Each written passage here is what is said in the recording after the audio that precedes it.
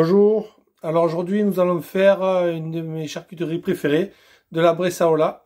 Alors c'est une charcuterie qui vient d'Italie, de la région de Lombardie. La particularité c'est que c'est une charcuterie qui est vraiment très maigre, c'est riche en protéines, c'est du bœuf. Voilà, du bœuf, ça change du porc. Alors ce bœuf, ce qu'on va faire, c'est qu'on va essayer de le faire, on va se rapprocher de la recette traditionnelle. On va se rapprocher. Hein. Ce qu'on va faire, c'est qu'on va faire donc déjà la viande, ce qu'il faut. Là, c'est du rond de gîte.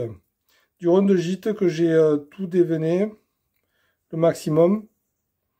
Donc, ce qu'il faut, il veut une viande qui soit très maigre, qui n'ait pas de gras. Vous voyez, il n'y a pas de gras.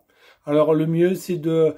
je vais vous le marquer sur le côté, tout ce qui est le plus intéressant, quoi. C'est le rond de gîte, ce que j'ai moi. Il y a de ronds de tranche, il y a de différentes variétés de la noix, la tendre de tranche. Bref, ce qu'il vous faut en premier, c'est déjà une viande de qualité. Là, j'ai pris à mon boucher, maigre. Et comme ça va vous permettre d'avoir au final quelque chose de qualitatif. Parce que on va faire une salaison sous vide. Donc, si vous n'avez pas la machine pour mettre au sous-vide, donc avec ces genres de sacs, vous pouvez prendre pareil, des sacs de congélation. Vous le mettez dedans et après, vous faites le même process. Le but, c'est de mettre tous les ingrédients. Donc, j'ai calculé au niveau du poids de la viande. Là, ma viande, elle fait 1090 grammes. Je vais vous le marquer sur le côté. Il faut faire les calculs pour faire un salage à 4% avec 2% de sucre et 0,5% de poivre.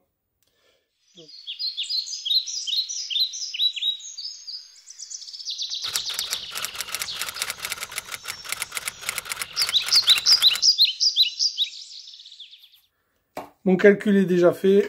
Moi, je rajoute, j'ai pris du thym, j'ai mis des herbes de Provence et je rajoute de la muscade. De la muscade, j'en ai mis à peu près, j'en mets pas beaucoup, j'en mets 1 gramme de muscade pour l'équivalent de 1 kg parce qu'elle fait 1090. J'ai rajouté 2 grammes d'herbes de Provence, pas énormément. Je vais rajouter aussi un petit peu de vin. Le vin, faut faire attention, quand on met sous vide, c'est moins évident. Mais je vais essayer de mettre 30 grammes. Ça, c'est nouveau. D'habitude, j'en mets pas, mais j'aime bien le vin dans le saucisson. Donc, je vais essayer. De toute manière, à charcuterie, il faut essayer. Et après, se rapprocher aussi toujours pareil de la recette traditionnelle. Je vais mettre dans le boyau. Ça aussi, c'est une première dans le boyau pour qu'il y ait une maturation qui soit un peu plus longue, un peu plus douce. Et comme d'hab, un filet. Ça, je me sers tout le temps. Ça permet d'avoir une bonne tenue de la viande. Ça fera bien rond, ça fera bien joli. Bon, mais c'est pas compliqué. Hein. Déjà, je vous ai expliqué déjà la viande. Je l'ai parée, j'ai enlevé le plus gros, toute la partie des nerfs, tout ça. J'ai essayé de tout l'enlever, tout la parer, tout la préparer. Donc, comme je vous ai expliqué au début, il faut bien peser la viande pour calculer tout l'assaisonnement. On met dedans. C'est pas compliqué, on met tout dedans. Après, ce qu'il faut faire, c'est que une fois que je l'aurai mis sous vide, ce qu'il faut faire, c'est bien le retourner au frigo tous les jours. On retourne on retourne la viande comme ça permettra que ce soit bien homogène. Après, au niveau du temps, bon, au début, je mesurais la moitié, comme j'ai fait sur d'autres vidéos. Là, maintenant, avec l'expérience, pour 1 kg, je laisse 5 jours.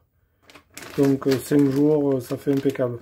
De toute manière, quand on fait comme ça, avec un poids, il faut se mettre en tête que de toute manière, ça va pas plus saler qu'autre chose.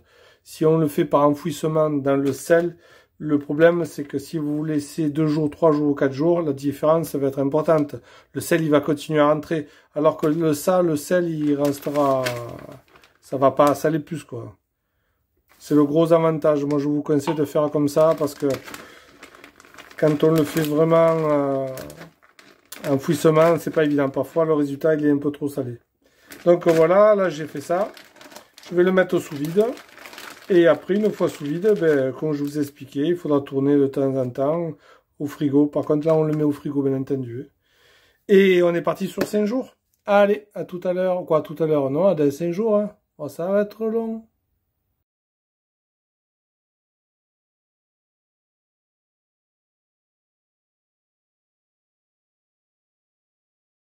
Allez, on va ouvrir notre frigo magique. Et on va aller chercher notre petite Bressaola.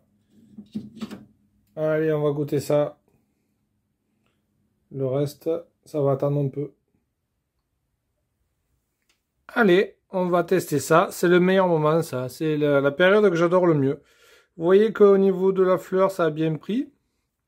C'est bien blanc, c'est nickel. Alors, au niveau du poids, vous voyez là, j'ai fait ma petite truc. J'étais à 1090.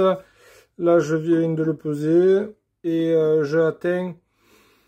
Alors, j'atteins... Voilà le résultat. Alors, le résultat, il est excellent.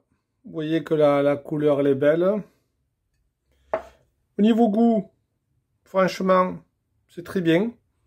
Le thym, il ne fallait pas que je rajoute plus. Autrement, ça donnait une odeur un petit peu trop forte. Là, ça va, c'est impeccable.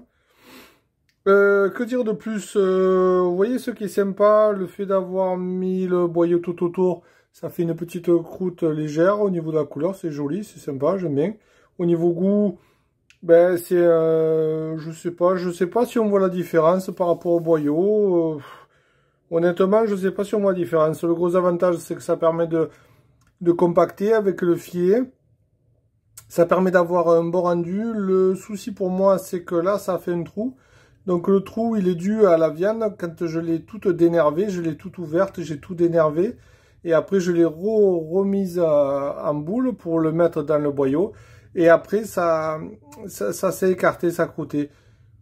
Honnêtement, c'est pas bien grave. L'aspect, après, c'est du traditionnel, hein, c'est de l'artisanal, hein, c'est du fait maison, quoi. L'aspect, on s'en fout. S'il y a le trou au milieu, c'est pas bien grave.